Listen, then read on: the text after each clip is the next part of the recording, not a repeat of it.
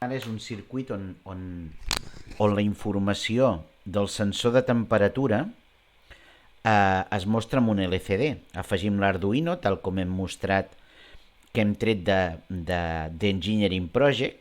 Afegim també un LCD, també tret d'engineeringprojects.com.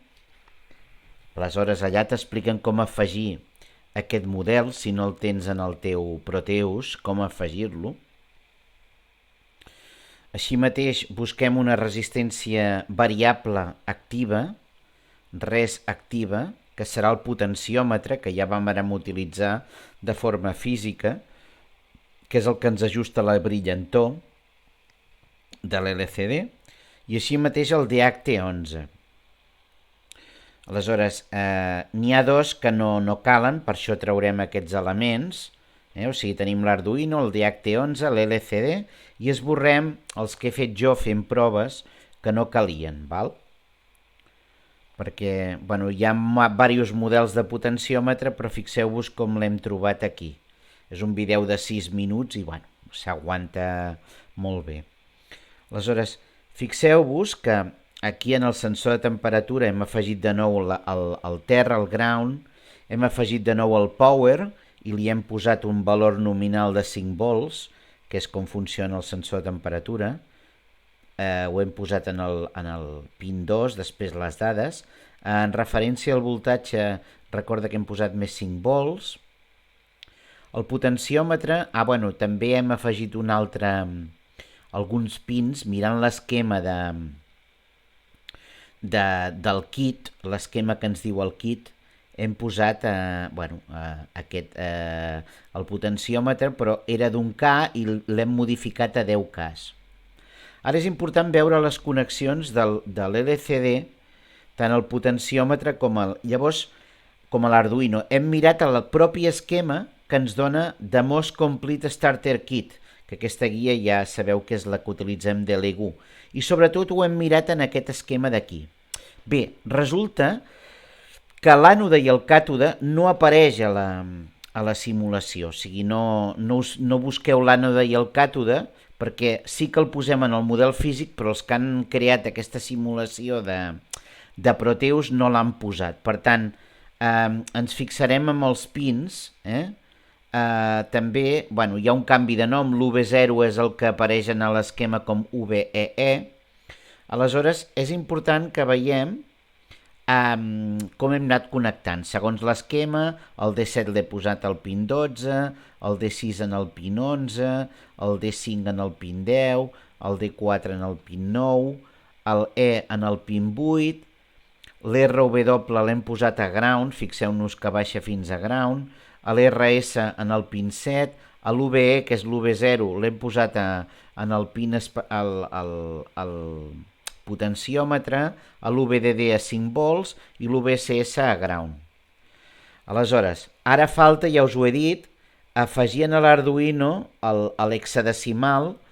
Llavors, heu d'agafar el codi que us funcionava, en aquest cas he agafat el del David Serrano, perquè n'hi havia que havíeu fet el mateix però afegint LEDs, del DACT11 amb un LCD normal.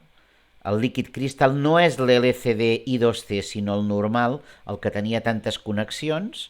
I bé, ja sabeu que el compilem, l'heu de donar a compilar i comprovar que els pins els heu connectat com diu el codi.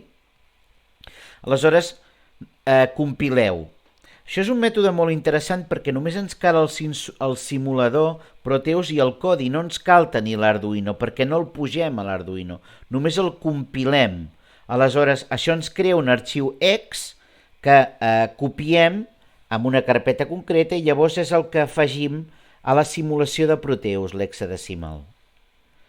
Aleshores, quan hagi compilat, farem el mateix d'abans, de la pràctica primera, que era el DACT11 amb monitor sèrie, que és, clar, aquí he tret totes les referències al monitor sèrie, per això ja n'hi ha prou en que mireu el codi, perquè el resultat del DACT11 el volem a l'LCD, no al monitor sèrie.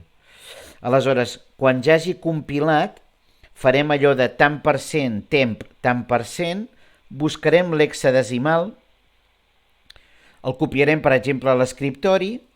Ara anem a fer això que estic dient. busquem a tant per cent temp i direm allò de buscar qualsevol arxiu hexadecimal. Bé, aquí tinc un problema, o he tingut un problema, donat que l'àudio l'he gravat després.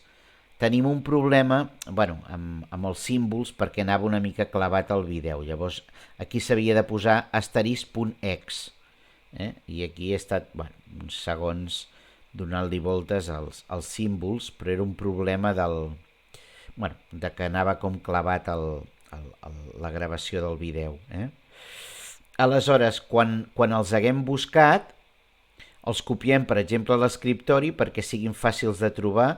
Recordeu que si tanqueu a l'Arduino IDE, aquests compilats es perden.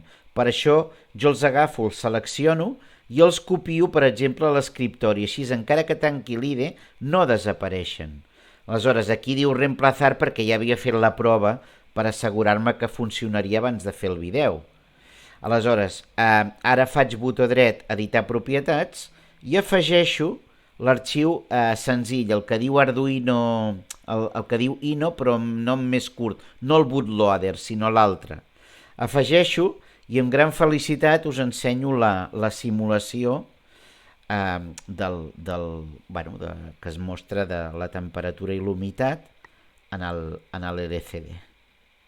Fins la propera.